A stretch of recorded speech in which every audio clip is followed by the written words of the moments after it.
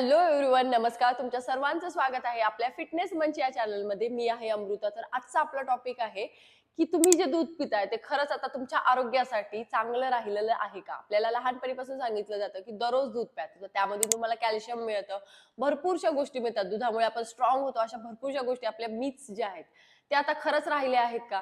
की आपले जे दूध मिळतंय ते आपल्यासाठी खरंच हानिकारक झालंय?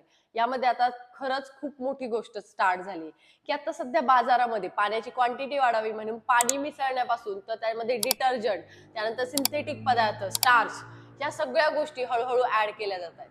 तर दुधामध्ये भेसळ ही का केली जाते? तर दुधामध्ये पाणी ऍड करण्याचं कारण असतं की दुधाची क्वांटिटी वाढवावी किंवा विक्रेत्यांना त्यांचा नफा व्हावा. त्यामुळे त्यासाठी आपल्या दुधामध्ये हे पाणी टाकलं जातं. त्यानंतर दुसरा गोष्ट असते की ज्यावेळेस दूध आपलं घट्ट दिसावं हे जर दाखवायचं असेल तर त्यामध्ये स्टार्च ऍड केला जातो किंवा त्यामध्ये सिंथेटिक पदार्थ ऍड केले जातात आणि कधी कधी तर अक्षरशः दुधामध्ये डिटर्जंट सुद्धा ऍड केलं जातं, जे आपल्या शरीरासाठी खूप पद्धतीने हानिकारक आहे.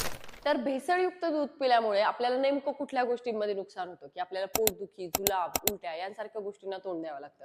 त्यानंतर आपले जे लहान मुलं आहेत त्यांच्या वाढीवरती परिणाम झालेला आपल्याला दिसतो की त्यांचे हार्मोन सायकल जे आहेत आता बिघडायला लागले आहेत. आपल्याही हार्मोन सायकल वरती परिणाम होतोय, याचा रिझल्ट की आपल्याला भरपूरसे अननोन आजार जे आहेत ते व्हायला लागलेले आहेत. हार्मोन्स रिलेटेड प्रॉब्लेम आपल्याला जनरेट होतात. त्यानंतर आपली रोग प्रतिकारक शक्ती कमी होत चालली आहे आणि आपल्या लिव्हर आणि किडनीवरतीही याचा खूप पद्धतीने परिणाम झालेला दिसतो. तर आता आपण जे हे दूध पितोय हे जर आपल्याला चेक करायचंय तर आपण ते कसं केलं पाहिजे? तर आपल्याला जर चेक करायचंय की आपल्या दुधामध्ये पाणी आहे की नाही, तर आपण काय करायचंय की त्याचे काही थेंब आपलं एका फ्लॅट सरफेस वरती टाकायचे. जर ते खूप लवकर स्प्रेड झालं तर त्याच्यामध्ये पाणी असतं किंवा त्याला जर टाइम लागला तर ते थोडंसं नॅचरल मिल्क आहे.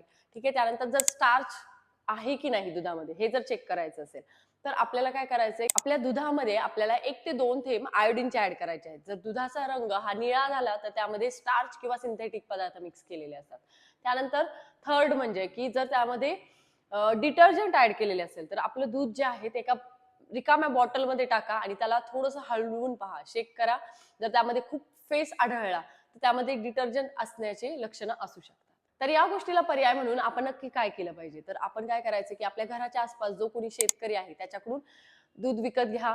त्यामुळे तुम्हाला त्याचे बेनिफिट्स मिळतील आणि अशाच माहितीपूर्ण व्हिडिओसाठी आपल्या चॅनलला सबस्क्राईब करा आणि आपल्याला फॉलो करा. Thank you so much.